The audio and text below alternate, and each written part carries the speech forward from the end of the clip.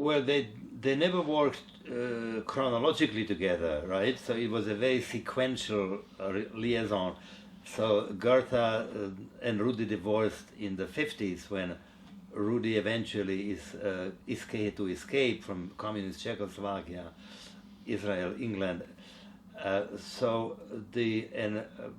He met Robin, his second wife, in the 60s when he was already in USA. But both women gave him some level of similar, that's interesting point, commonality, because of the different phases of his life, both women gave him some level of strength, which he desperately needed.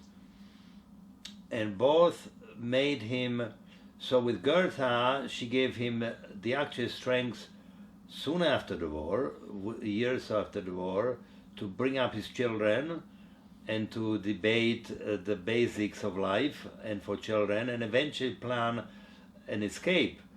So that was a hugely important help at a time when his emotions were all over the place after the escape and also after fighting in the partisans' warfare against the Nazi uprising in 1944. So Rudi went through a second phase of hell, quote unquote, of war with the Nazis in the uprising.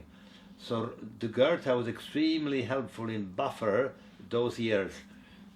With Robin, which was then 15, 20 years later, was already different Rudi. He was already settled, he was already professor, had professional ambitions other than Holocaust, but still within him was boiling the issues of Holocaust for which he needed his audience, he needed to debate it. In contrast to other Holocaust victims, that's another issue, and that's maybe the commonality with his strength and ability to escape. He was always on the go, he didn't suppress it. He was always had to spell it out, get it out of him. Even with other people, he would never be timid and quiet. Some people would have an inability to express issues,